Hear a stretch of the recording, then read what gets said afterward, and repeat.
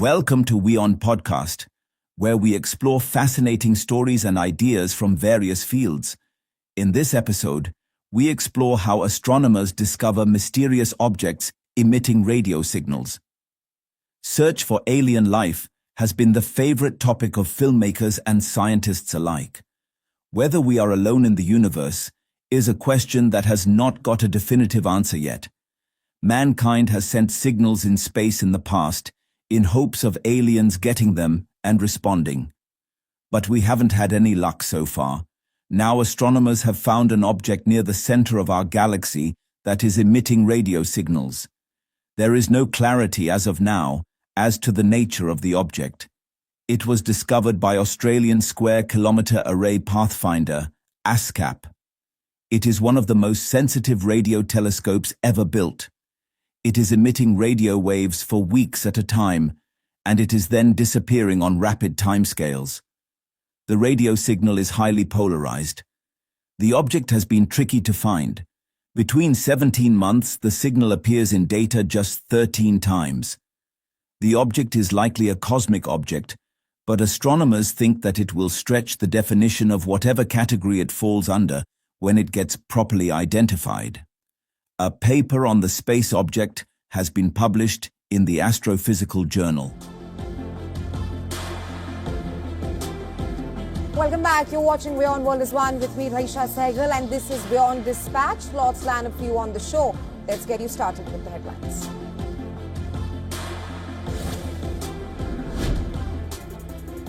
In a televised address, Iran's Supreme Leader Ayatollah Ali Khamenei says his country would not surrender, warns that any US strike will have serious, irreparable consequences.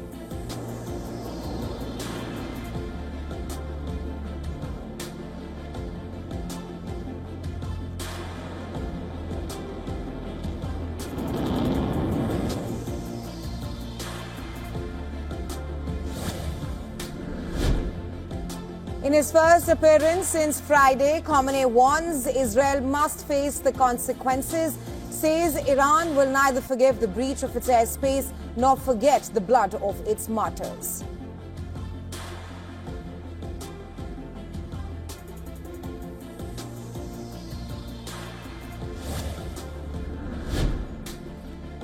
Russian Foreign Ministry says we are millimeters away from catastrophe, citing daily Israeli strikes on Iran's nuclear infrastructure. Adds that Russia and the US are in touch on the conflict in West Asia.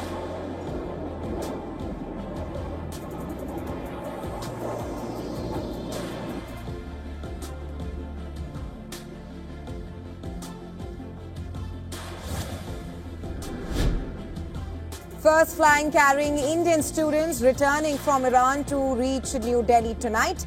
90 students from Kashmir on board. The operation has been facilitated by the Indian government.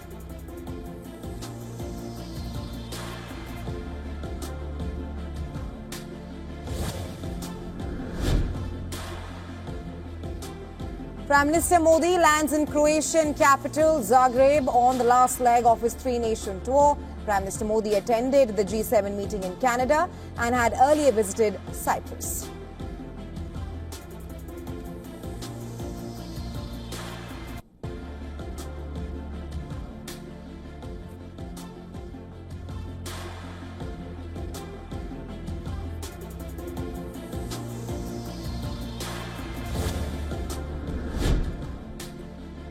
"206 victims of the Air India crash now identified through DNA testing.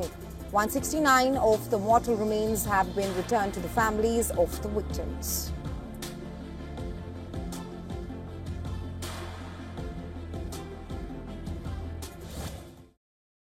Imagine a plane without a pilot. Will you travel in an aircraft with no pilot? That is exactly what one company wants us to do, and it says its autonomous electric vehicles are the future of short-range aviation. The company by the name Wisk Aero developed this electric-powered vertical takeoff and landing aircraft. We understand that this is different. There's no pilot on board. We're all used to having pilots and other personnel on every journey with us. So it is on us to make sure that we're designing this aircraft to the highest safety levels as possible. So for Wisk, what that means is we're committed to meeting or exceeding commercial aviation safety levels. So the safety expectations that you have when you hop on a commercial airplane, that's exactly what we're developing here at Wisk. So I think that's really important for the public to know. The idea is that they can be used as air taxis for short journeys of 15 or 20 minutes. Wisk has brought its latest model, the 6th generation, to the Paris Air Show. This version is going through flight tests at the moment so that it can become FAA certified and legal in the skies. Well, this year's G7 summit in Canada has now officially wrapped up. What was a key takeaway for you? In terms of issues, the leaders of the G7 group agreed upon 7 issues. One is the ongoing conflict in the Middle East, and there were 6 others. And importantly, I think, this year they included quantum computing and critical mineral supply.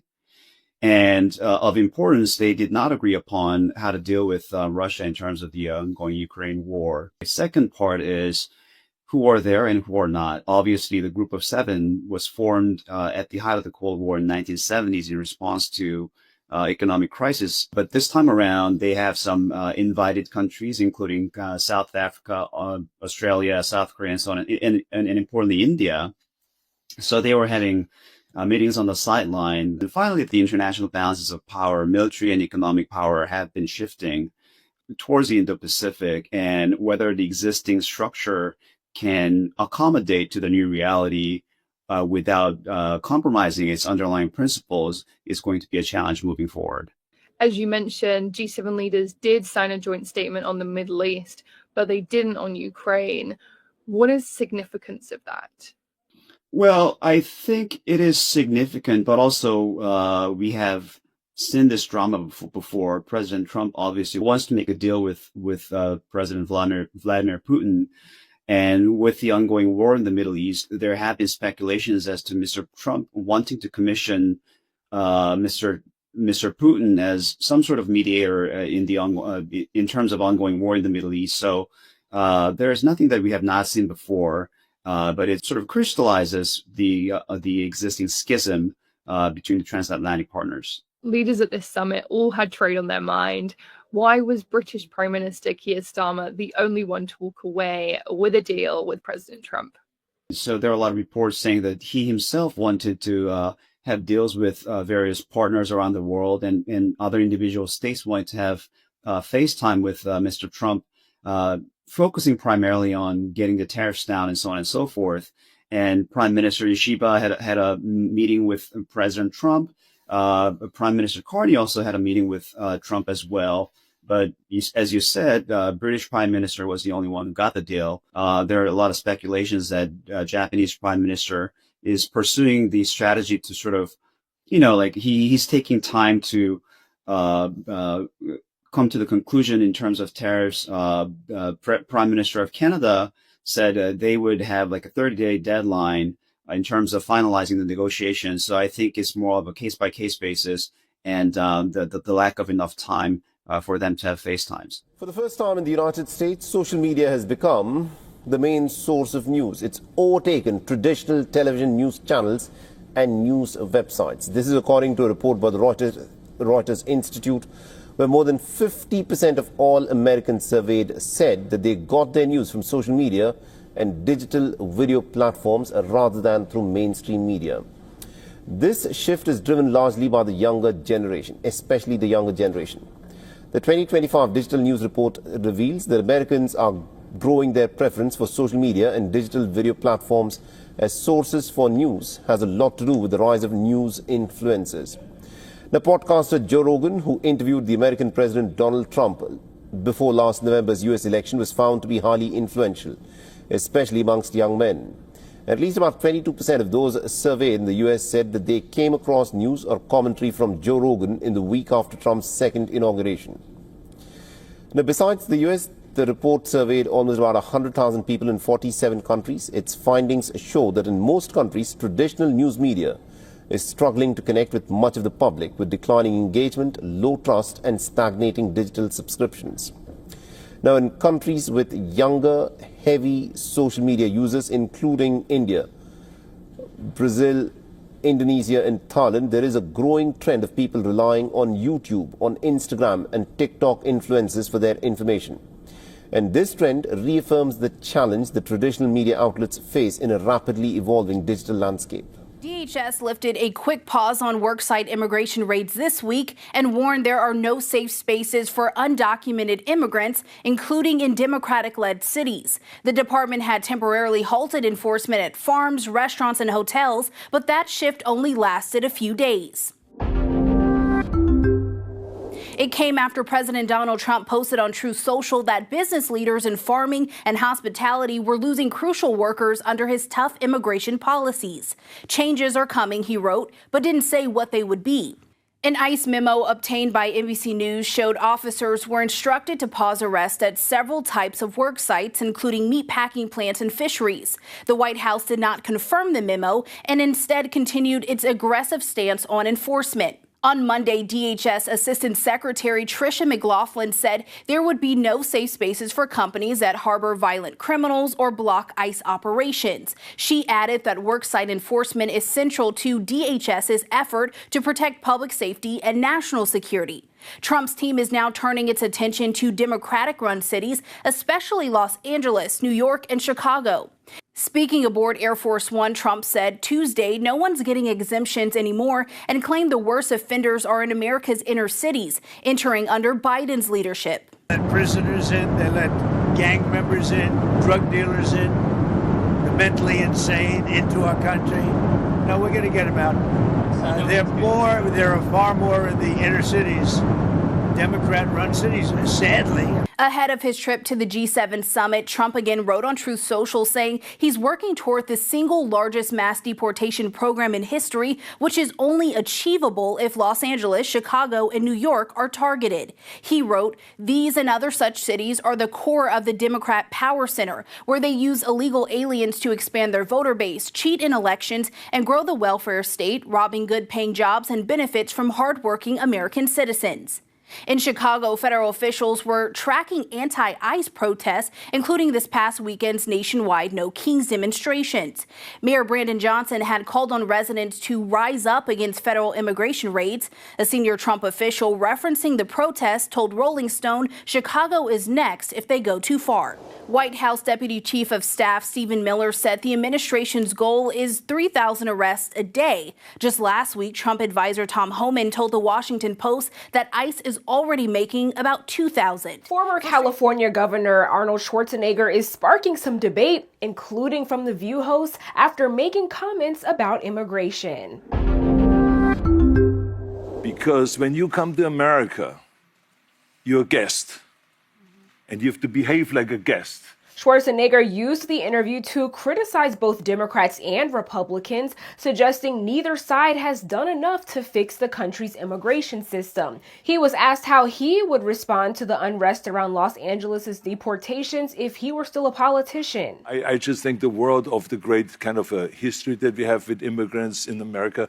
But the key thing also is at the same time that we got to do things legal.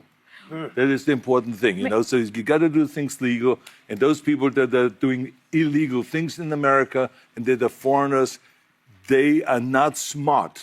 He compared it to being a guest in someone's house, saying when he visits someone's home, he does everything he can to keep it clean rather than committing a crime or being abusive. But the host pushed back lightly, with Whoopi Goldberg pointing out that most immigrants come to the U.S. trying to do the right thing. And a lot of what's happening right now is people are getting snatched who shouldn't be snatched out of the country, people who have visas, people who have all those things. So a January study looked at criminal records in Texas between 2012 and 2018. They found undocumented immigrants had the lowest overall crime rates, even compared to documented immigrants and U.S.-born citizens. Separately, an associate professor of criminology and criminal justice tells Northeastern Global News there's absolutely no evidence, none whatsoever, that that's what's happening on this unprecedented level. Not only is crime not going up, it's not even remaining static.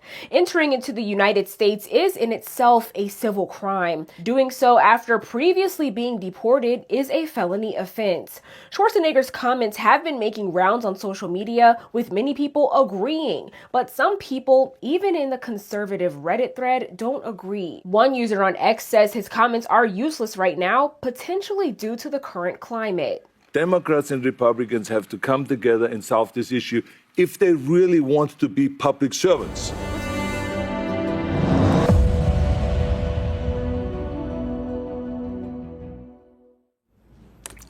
What happens when war breaks out?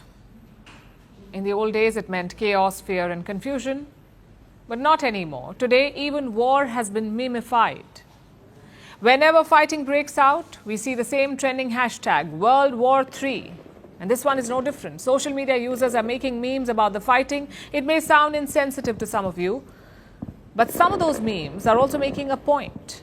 Like how Iran has been months away from a nuclear bomb since the 1990s, and how this is looking very similar to the Iraq War. The same claims, the same actors, and the same looming outcome. I guess jokes aren't just about humor. They're also about asking the right questions. Take a look.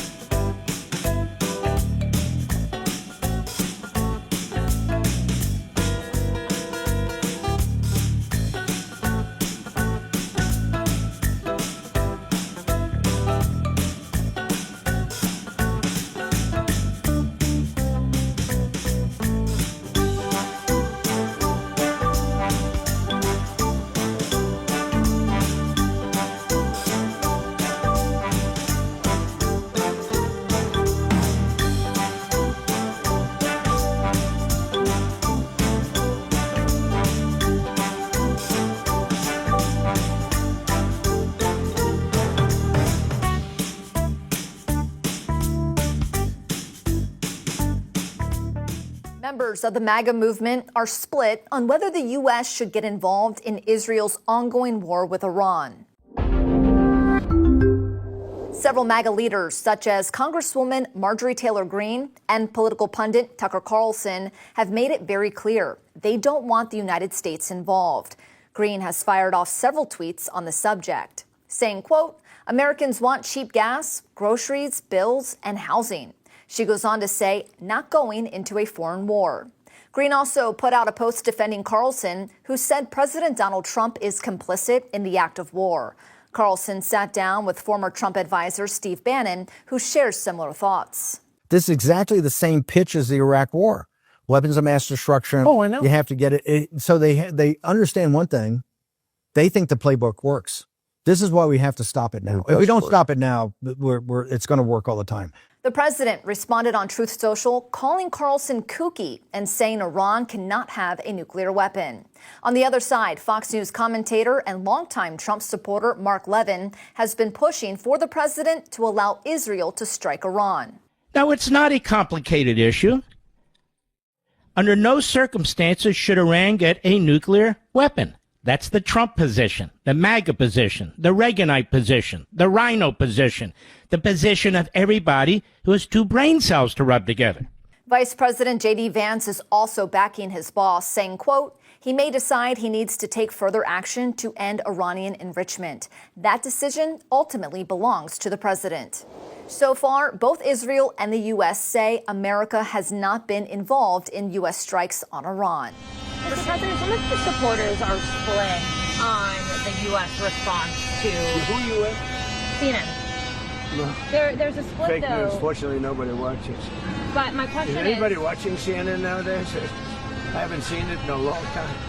But some of your supporters are wary of the U.S. getting involved in another foreign war. and some believe that we should support. Do you ever ask a positive question at CNN? My supporters are more in love with me today, and I'm in love with them more than they were even at election time, where we had a total a landslide.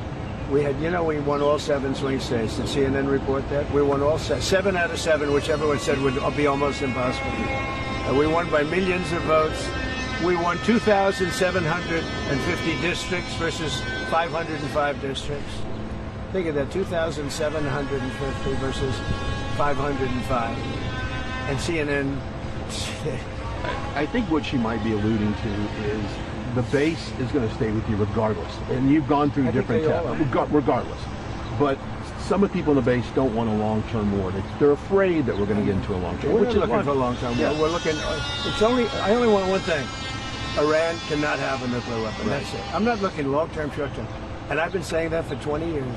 I've been saying it as a civilian who got a lot of publicity. People would cover it. Very simply, Iran cannot have a nuclear weapon. That's it. It's not a question of anything else. And if you did, you wouldn't have much of a country, because they would use it on us and they'd use it on other people, and they'd be a terror all over the world. So I may have some people that are a little bit unhappy now, but I have some people that are very happy, and I have people outside of the base that can't believe that this is happening. They're so happy. And there was a poll that just came out today that my approval rating's the highest it's ever been.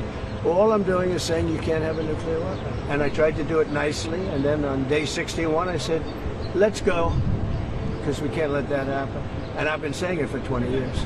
But, okay, I'm going to leave. Thank you very much. Thank you. Unconditional surrender mean? Well, you know what it means, unconditional. Can you explain it for those who don't? Very simple words, very simple. Unconditional surrender. That means I've had it. Okay, I've had it, I give up, no more. Then we go blow up all the all the nuclear stuff that's all over the place there. No, they had bad intentions. For 40 years they've been saying death to America, death to Israel, death to anybody else that they didn't like. They were bullies. They were schoolyard bullies. And now they're not bullies anymore, but we'll see what happens. Look, nothing's finished until it's finished. War is very complex. A lot of bad things can happen. A lot of turns are made. So I don't know. I wouldn't say that we won anything yet. I would say that we sure as hell made a lot of progress. And we'll see. The next week is going to be very big, maybe less than a week. Israel has been bombing Tehran relentlessly. Iran, on the other hand, has fired over 400 missiles at Israel. Israeli air defenses have struggled to stop the incoming missiles. Now Iran has unleashed a new missile, a hypersonic missile. This comes at a time when Israeli Iron Dome has less than 2 weeks of ammo left.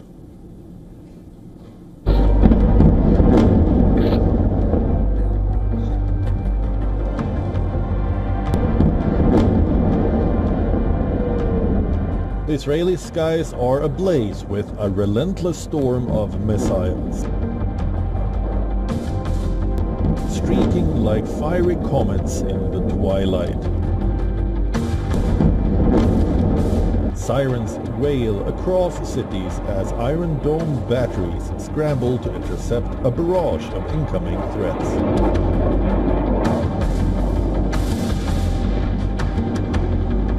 Each explosion lighting up the night with deadly flashes. The destruction in Israeli cities is devastating. Buildings reduced to rubble. Vital infrastructure crippled and civilians caught in the crossfire. The war's 6th day has delivered a seismic shock. Iran has fired its Fatah-1 hypersonic missile directly at Tel Aviv, marking the first time such a weapon has been used in the conflict.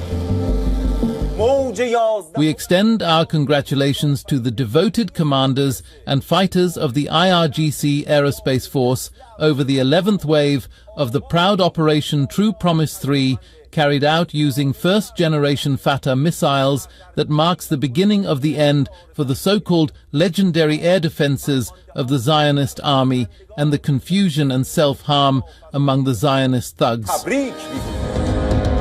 The Fatah-1, developed by Iran's Islamic Revolutionary Guard Corps and unveiled in 2023, is a medium-range hypersonic ballistic missile with a range of 1,400 kilometers. Easily enough to reach any target in Israel from deep within Iranian territory. What makes the Fatah-1 so terrifying is its speed and agility. Traveling at up to Mach 15, it can cover the distance to Tel Aviv in mere minutes, while its maneuverable re-entry vehicle allows it to change course mid-flight, evading even the most advanced missile defense systems. But Fatah-1 is just the tip of Iran's missile spear. The Islamic Republic's arsenal includes the Emad and Khaybar Shekan medium-range ballistic missiles, both capable of striking Israel with ranges exceeding 1,000 kilometers. While Emad can carry 750 kilograms of munitions, Khaybar Shekan can carry a payload of 600 kilograms.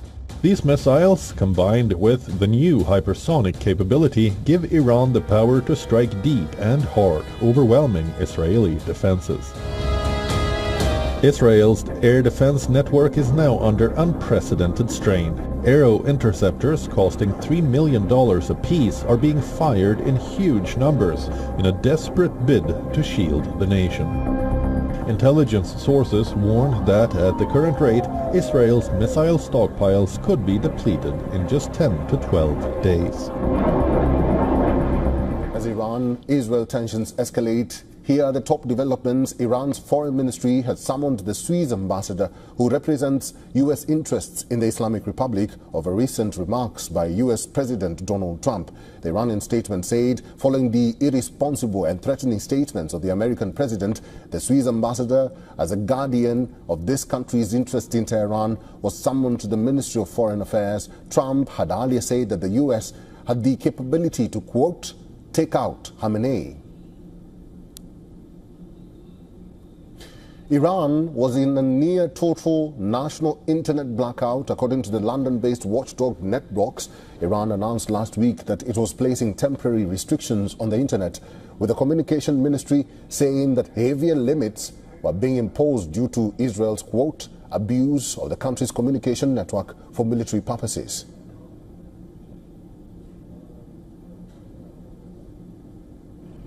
France is planning, along with European partners, to suggest a negotiated solution to end the conflict between Iran and Israel. The country's presidency says after President Emmanuel Macron chaired a National Security Council meeting without giving details on the nature of the plan. The French presidency said in a statement that Macron, at the meeting, ordered Foreign Minister Jean-Noël Barrot to draw up in the coming days an initiative with close European partners that would propose a demanding negotiated settlement to put to an end the conflict.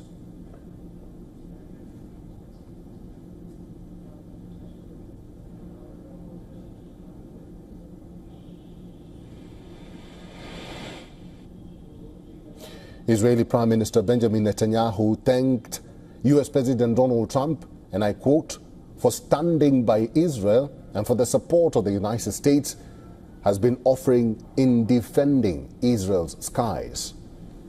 Told you things in the Middle East remain very newsmaking. Remarks from the president today saying nobody knows what he's going to do. There is a sense in the region that the United States might get more involved in the conflict between Israel and Iran. For perspective on all that, I want to go to Holly Williams, who comes to us from northern Iraq. President Trump has called for Iran's unconditional surrender. And today we had a response to that in a televised address by Iran's supreme leader, the Ayatollah Ali Khamenei. His tone was bellicose, as you might expect from the Iranian leader with his country under bombardment. He said that Iranians do not respond well to the language of threats. He was defiant. He vowed that Iran would never surrender to coercion. And perhaps most pertinently for Americans, he said that any any US military intervention will, quote, undoubtedly result in irreparable damage to them. Now, Iran has already accused the US of being complicit in Israel's attack and has threatened to retaliate against American military bases. There are many US bases here in the Middle East, along with around 40,000 American troops. But perhaps the most obvious target for an Iranian retaliation would be the roughly 2,500 US troops here in Iraq, simply because they are right next door to Iran. If the US does get directly involved in this conflict, and if Iran then chooses to retaliate, the question is what Iran is capable of now. Israel already has air superiority over Iran after just a few days of war. And while most attention is focused on nuclear targets, just yesterday Israel said it had hit 12 missile launch and storage sites. Back in 2020, Iran targeted a US base here in Iraq with ballistic missiles. But could they still do that? We don't know for sure. Holly Williams, CBS News, Erbil in northern Iraq. I want to turn now to my CBS colleague, Charlie D'Agata at the Pentagon.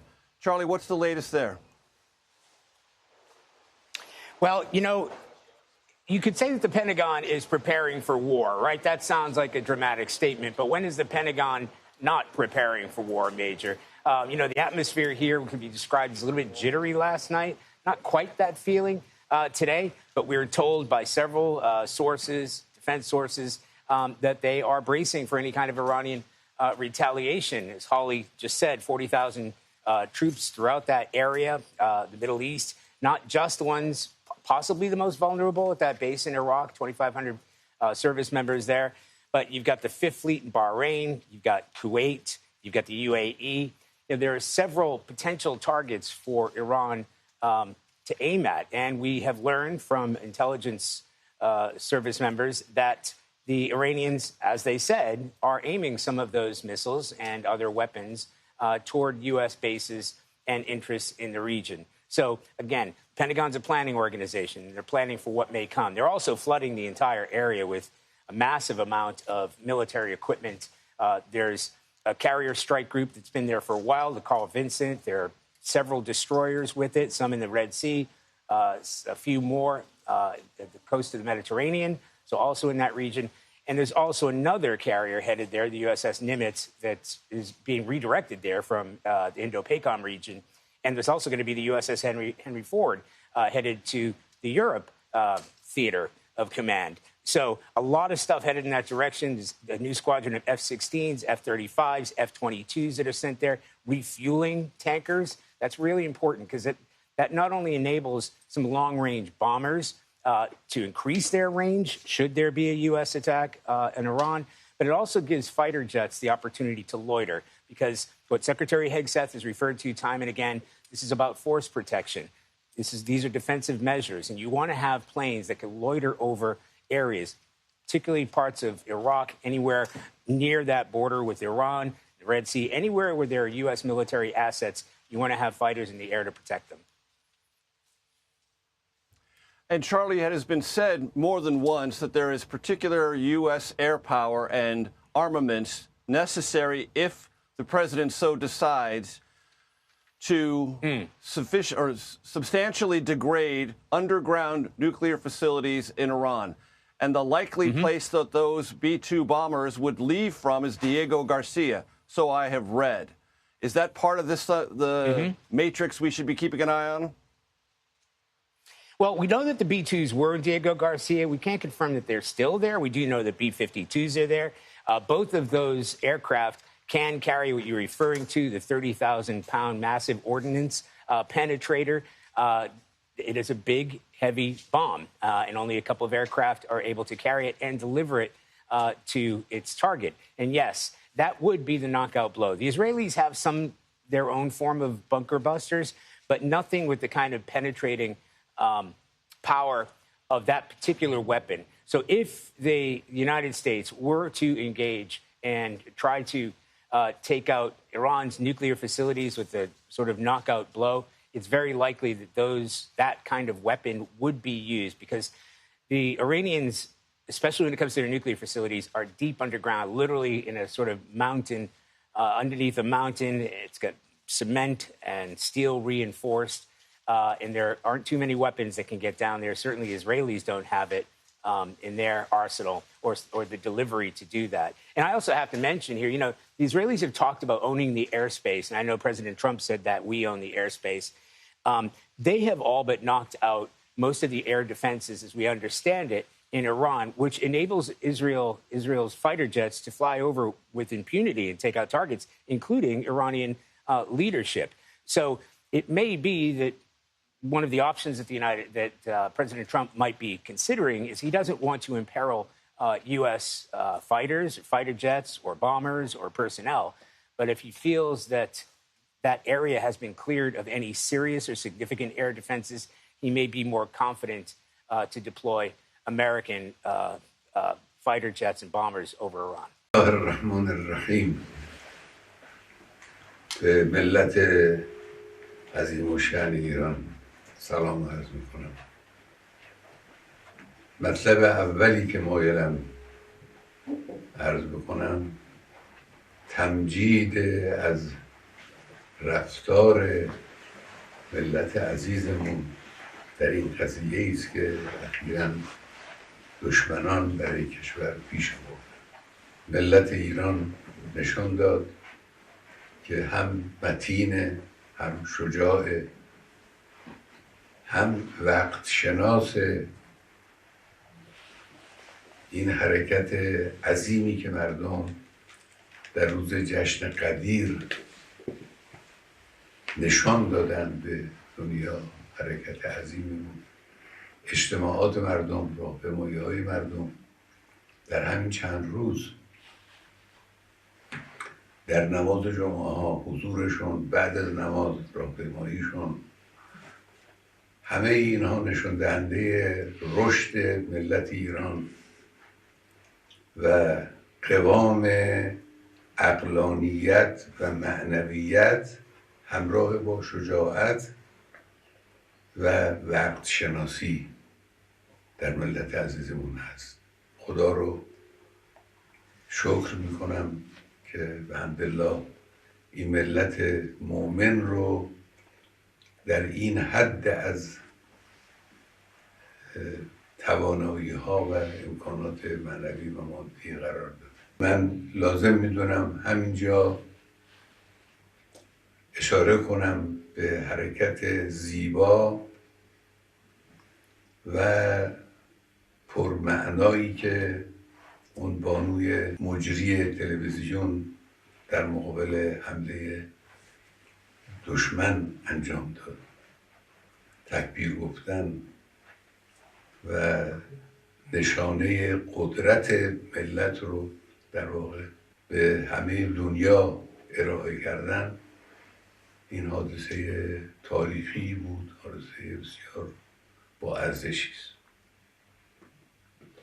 مطلب دوم این است که این حادثه تهاجم ابلهانه و خباثت آلود رژیم صهیونیستی به کشورمون در حالی رخ داد که مسئولین دولتی با طرف آمریکایی به طور غیر مستقیم و با واسطه مشغول مذاکره بودن. هیچ موضوعی از سوی ایران وجود نداشت که نشانه این باشه که یک حرکت نظامی یا یک حرکت تندی سختی وجود داره.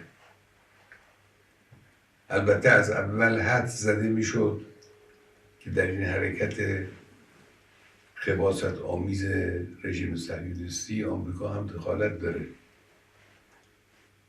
با این حرفای اخیری که اینها میزنن این هست روز به روز تقویت میشه. ملت ایران در مقابل جنگ تحمیلی محکم میسته، همچنانی که تا حالا ایستاده. در مقابل صلح تحمیلی محکم میسته. ملت ایران در مقابل تحمیل تسلیم هیچ کس نمیشه. این معانی رو من انتظار دارم که صاحبان فکر و صاحبان بیان و قلم بخصوص مرتبطین با افکار عمومی جهانیان این مفاهیم رو بیان کنن، تبیین کنن، برای مخاطبین روشن کنن.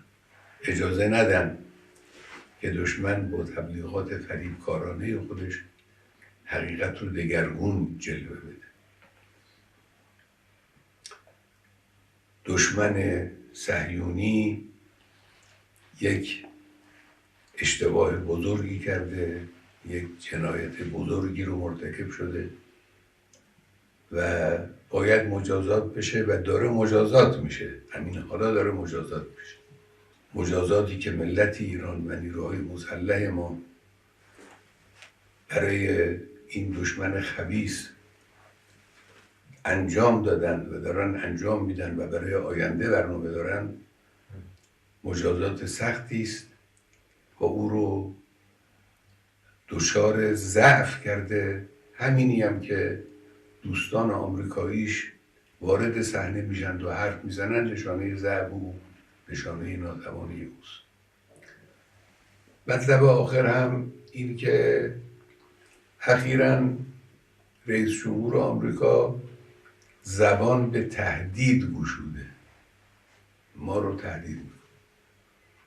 هم تهدید میکنه، هم با یک بیان سخیف و غیر قابل قبولی از ملت ایران صریحاً میخواد که بیایید تسلیم من بشید. وقتی انسان این چیزها رو مشاهده میکنه واقعا تعجب میکنه. اولا تهدید رو به کسی بکنن که از تهدید اونها میترسه. ملت ایران نشان داده که در مقابل تهدید کنندگان دچار ترس نمیشه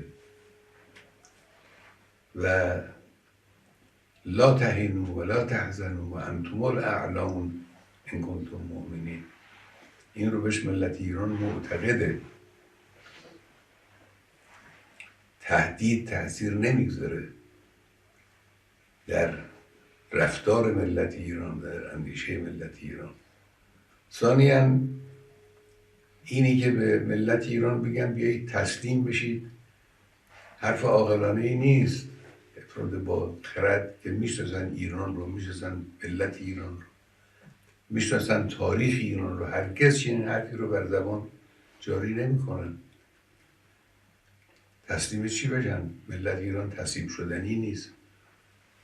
ما تعرض به کسی نکردیم و به هیچ وجه تعرض احدی رو هم قبول نمی کنیم و تسلیم تعرض هیچ کس نمیشیم. این منطق ملت ایرانه، این روحیه ملت ایران.